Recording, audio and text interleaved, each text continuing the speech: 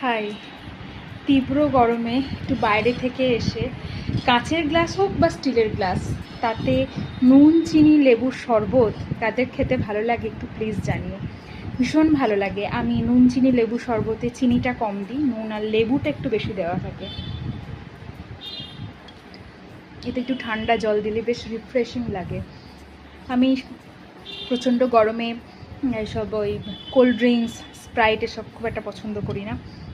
এরকম নুন চিনি লেবুর শরবত খেতে ভীষণ ভালো লাগে। এখনও মনে পড়ে যখন মামার বাড়ি যেতাম তীব্র গরমে ছোটোবেলায়, তখন দিদা ঘটি করে নুন চিনি লেবু দিয়ে একটা শরবত বানাতো।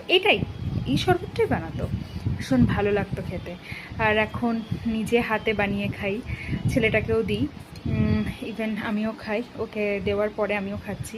কাদের কাদের ভালো লাগে এই কোল্ড ড্রিঙ্কস, স্প্রাইট এইসব না খেয়ে নুন চিনি লেবুর শরবত খেতে? বহু আগে প্রথা ছিল বাইরে থেকে কেউ আসলে তাকে বাতাসার জল দেওয়া, মানে গুড়ের বাতাসার জল। ওটাও পেট ঠান্ডা করে। আমিও আমার ছানাটা যখন স্কুল থেকে ফেরে আমিও একটু বাতাসার জল করে রাখি, দিই। ভালো লাগে, হালকা মিষ্টি, খেতেও ভালোই লাগে। যাই হোক, কারা কারা নুন চিনি লেবু শরবত খেতে ভালোবাসো অবশ্যই কমেন্ট করে জানিও। কার বাড়ির মামার বাড়িতে যখন ছোটোবেলায় তোমরা সব যেতে, তোমাদের দিদা বা ঠাম্মারা এরকম বানিয়ে রাখতো কিনা, বা তোমরা এরকম খেয়েছো কিনা অবশ্যই জানিও। ছোটোবেলাকার জিনিস নস্টালজিক সবসময় হয়।